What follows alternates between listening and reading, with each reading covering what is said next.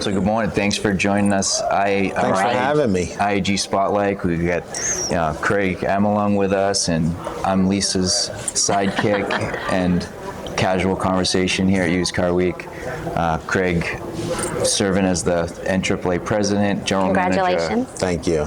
Was it Fredericksburg? Excited. Yeah. Got to know you for the last few years, watching you, kind of rise into this role, and right away you can see like your passion for this leadership. And really, what we were hoping for today is not only because your role in president to have a conversation with you, but I think it's really important that people get to see that side of your leadership, your passion, and how you're thinking about this role. But before we go there, just tell us a little bit about you, wife, kids, those sorts of, a little bit of elevator pitch on Craig. Yeah, so I have them all. Yeah. Youngest of 5 growing up, so, the baby of the family, so they say, but the hardest worker, I'd like to joke with my siblings. But been married to my wife, Karen, for 28 years. Met her and was married 365 days later. So woke up on the day after our wedding, and it was the anniversary of our first date. So wow. I met her and I knew it, and it was, it was quick. We have 4 children. Our youngest is in his 3rd year at Appalachian State. I have a daughter who is in medical school, finishing her final year of medical school, getting her doctorate in physical therapy, and a son who's getting his PhD at Duke in biomedical engineering. I have an older son that has given me a grandchild, and so I have a granddaughter, and so that's kind of the cycle. Yeah.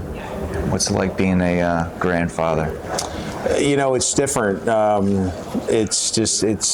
It's special. I mean, I'll never forget being there at the birth of my kids. I mean, that's the most ultimate of everything that I've ever done in my life. And I remember, I think I remember a lot of the details. I'm not sure that my wife agrees that I remember a lot of the details. But those occurrences were just etched. They're etched forever.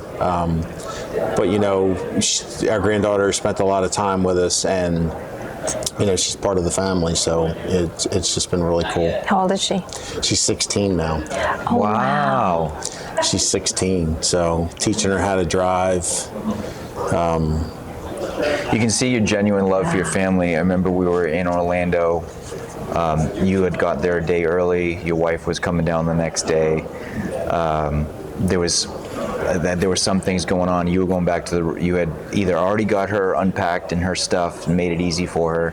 I thought that was I love to see people, because it's one thing to say certain things about who you are, and then it's another thing when you see or hear the action that they take and how they are and that just showed your love for humans, really. Yeah, I mean, I think it's, for me, it's what we're supposed to do for each other everywhere, even in this industry, right? We're supposed to look out for one another. And so, to me, it was just the right thing to do. I brought both of the check pieces of bags and my, carry on with my briefcase and everything, but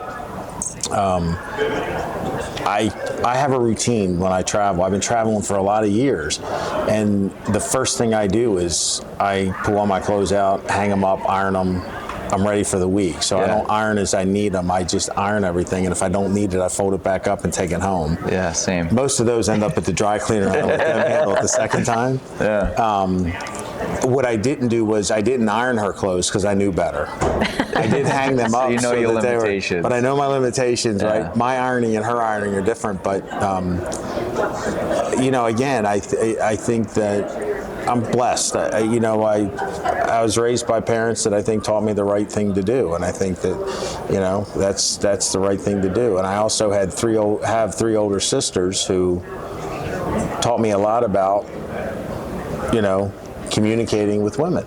Well, and when you talk about like love languages, I mean, acts of service all day long. So that was, I went home and told my husband that you had shared that with us. You did? I did. Yeah. You're not going to believe that. Okay, so now I have a target on my back. Thanks, Yeah, he'll be Lisa. here this It goes a afternoon. long way. I appreciate that. Talking about leadership, you can see that if we look at NAAA, like post-COVID, I thought I'd never want to say those words again, but there's so many things that kind of happened. And one of those things was just happened to be a time of change of leadership within NAAA. I would say momentum, right? And it's really to work with you and hear you. It seems like you're in a very pivotal spot within this evolution, I guess. Paul came in and took that role, and then I think it was Garrison and Eric kind of.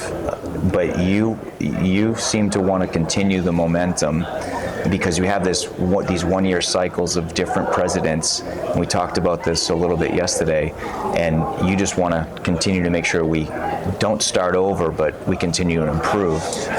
So I've been blessed in that I've been part of this with some really special people.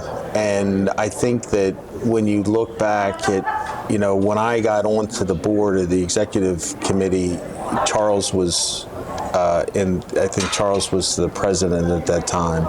And of course, Julie was chairperson of the board, chairman of the board, whatever. And, and then Garrison followed, and, Eric's followed. And I've known Charles for 32 years. I have nothing but the utmost respect for him and for his sister and his father. And I've dealt with them. We've been competitors for 32 years, but we've been friends. And I've watched what they all did. And, Garrison's big charge to us as a board and as an association was, we need to leave it better than we found it.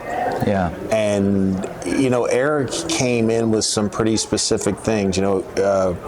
Garrison, we were dealing with some legal issues at the time, and so there were some distractions. But, Eric came in and wanted to put a focus back on the membership and engagement and the chapters specifically about how we get them more engaged. And then the other thing that we've worked on for the last 2 years has been our governance. And we neglected it, and not because we didn't care about it, but because there were other things. And I think sometimes, that's the nitty-gritty that sometimes gets forgotten in an association. So we did a really thorough cleanup of first round of bylaw review. We're in the second round right now with another group of people that are supporting me with governance, and they know they're in for some heavy lifting here in a couple more weeks. We're going to look at some governance around chapters and our committees, and so that we've got some consistency and we've got some accountability, and that we're tying back to the membership, and that we're representing the membership in the right way. But to your point, Dave, I did not. Everybody was asking, what are your platform? What do you want it to be? Whatever. And first off, it's not my platform. It's the association. It's the members, right? I mean, I'm here to represent all the members, and I didn't want to chase a new shiny penny, because if we always do that, we're never going to accomplish anything. Call it 8 months, 9 months. I mean, it's coming up on, before I know it, it's going to be halfway through. Yeah.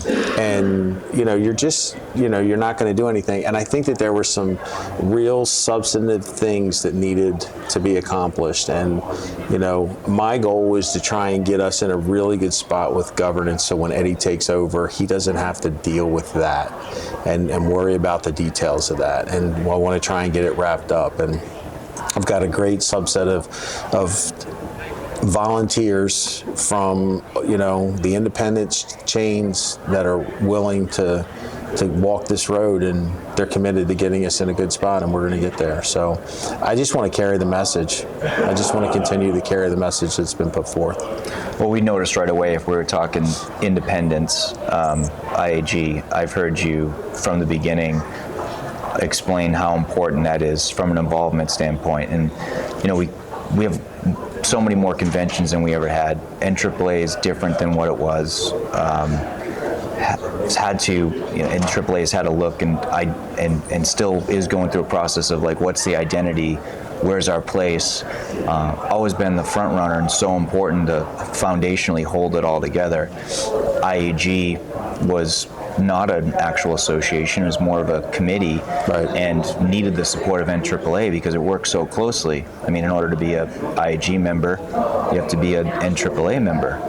And the support there is greatly appreciated because that's not an easy task. We say there's politics and everything, and you've been great through that whole process. And not only like supportive or not in the way, but realizing how important it is with some of the fracture that we see, I think is just like systemic to community in general. It is. Right? And so it reflects in other things. How can it not psychologically with people? And it seems like there's a true desire to kind of glue that together because there's people sitting on the outside. How do I get in? Why do I get in? Why do I want to get in? What's happening with that? Do I even need it? And I mean, I could say for me, I think it's one of the times it's the most important to kind of stay glued together. And I think some ways that you're doing that is even getting different stakeholders together to say, hey, what can we do better? What should we be doing? And the ask is there. And tell us about, that. Yeah. So I think that I was fortunate to get into this business at the time that I did. So 1993, we're talking about a time before auction access. And because we all had to go out and do what they do for us, we don't even think about the credentialing part of what we do. But when I got my first job, it was credit and collections manager in Baltimore, an Anglo sale. And I reviewed every credit file.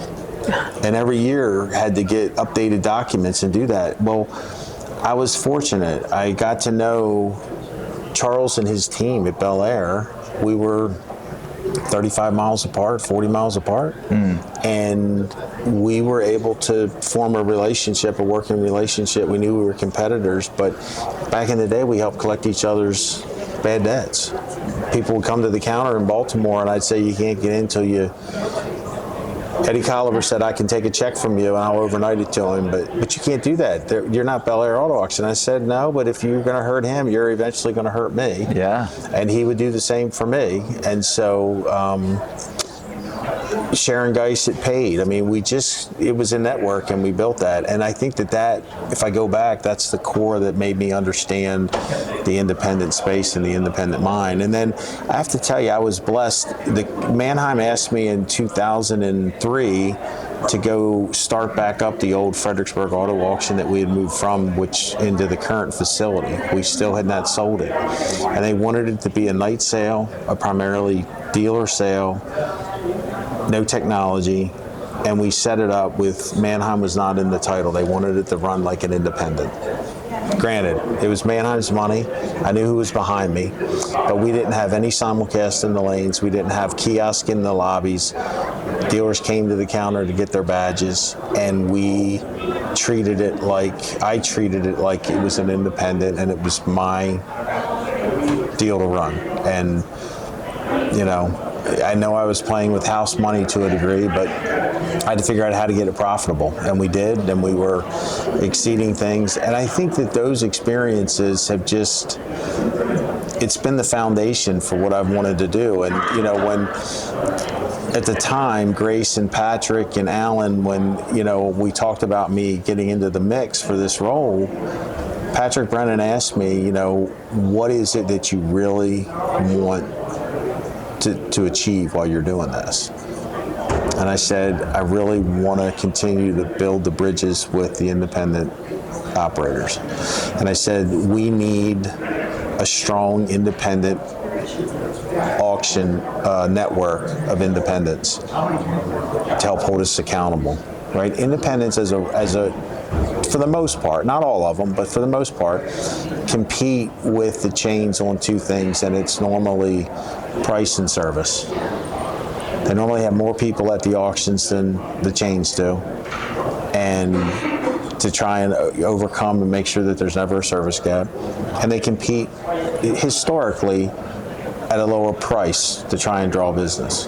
And in all fairness, I think that a lot of that helps keep the universe in balance, right?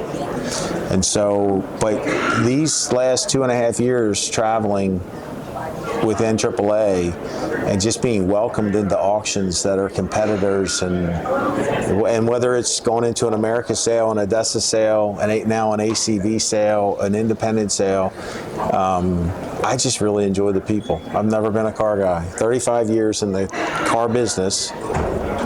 I'm not a car guy, I'm a people guy, and I love to go and meet people. And then, we got to Phoenix and we go make some auction visits, and I run into Jerry Stiver at Metro, and Jerry Stiver is an old Anglo-American guy from Florida, and that's where I knew him from, and I couldn't believe it. I didn't realize that's who was running the place. But the relationships never go away. There was some talk about governance and bylaws and things of that nature, and it's not always fun stuff. It's not always the flashy stuff, but so important.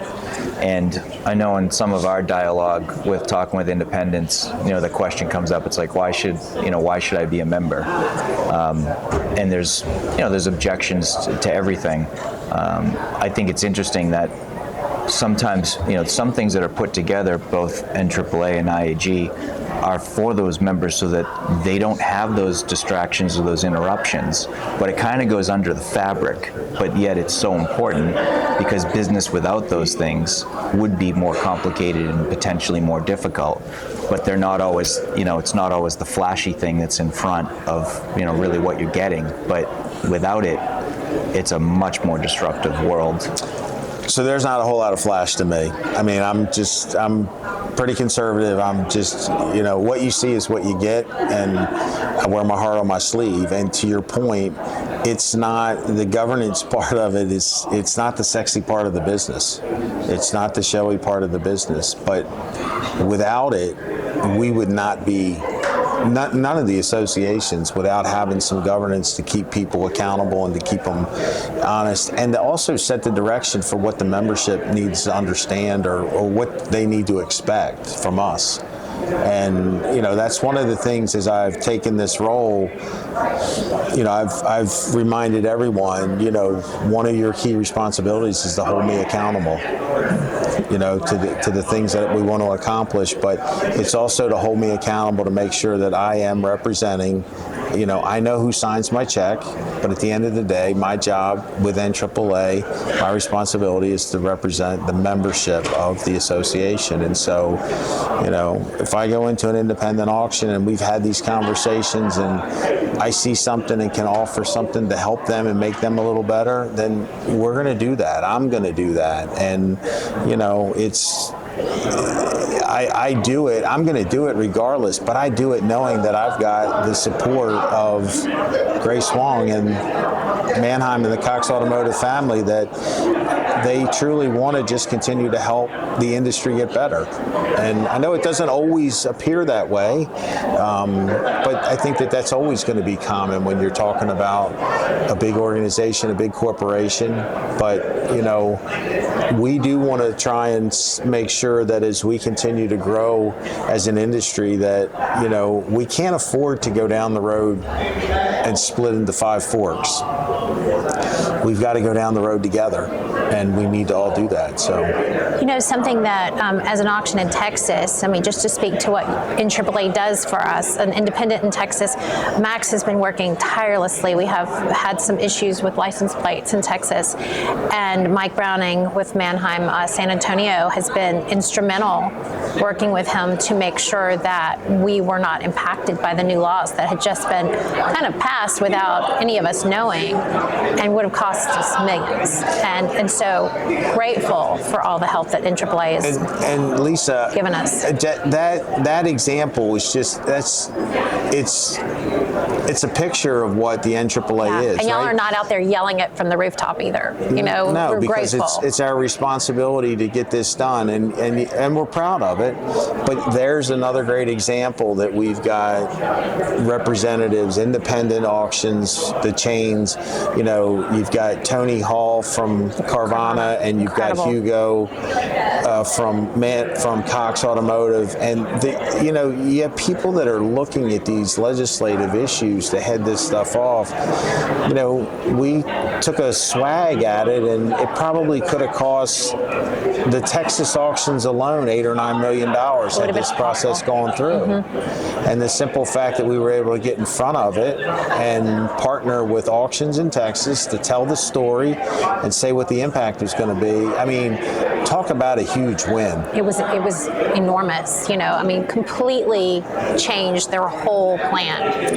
And you know, an auction in Texas who's not an NAAA member gets that same benefit, absolutely, right? But if that's not a reason to join this association or become more engaged in this association to see what we just did to protect your bottom line, I don't know what is. Like, I don't know what we can do. And, you know, we have members who are, you know, COVID was a different time for us and we weren't able to do some things. And we have members who kind of went away. And one of the things that we want to try and establish is, you know, how do we bring more value? And the three of us can sit up here and define what value is in the NAAA or the IAG, and we're all going to have a different answer. And somehow we've got to try and capture this to make these events the best that they can be and make them to where our members leave feeling like they achieved some value out of it. And so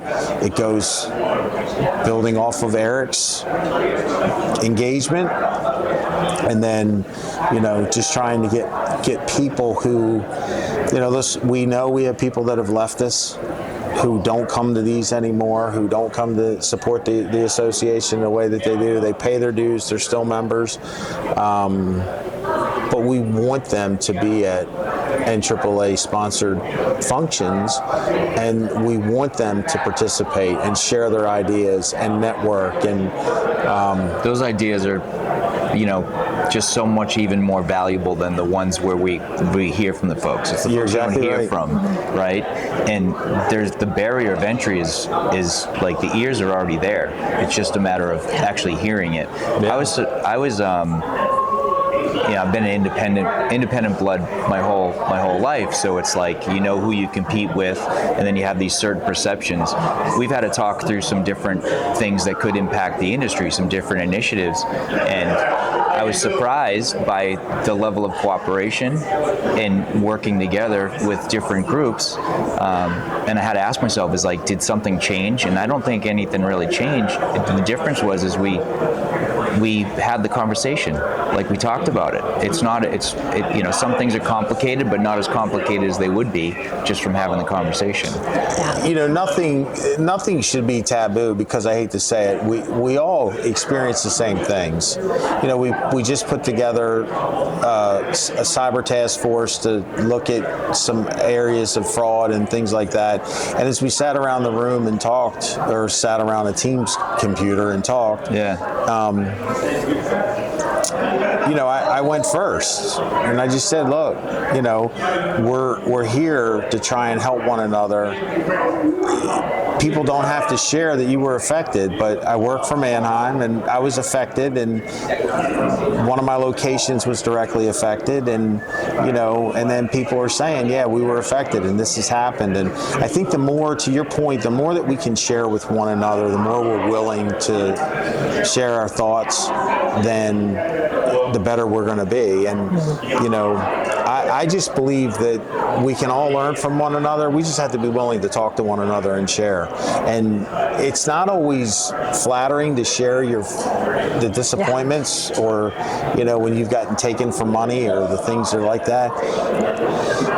But there's somebody out there who went through it, who's already figured out how to not have it happen again. And if you're willing to, you know, not act like it didn't happen, because we all know. And we sat yesterday with a lot of the leaders from around the industry yesterday afternoon, and that was one of the things.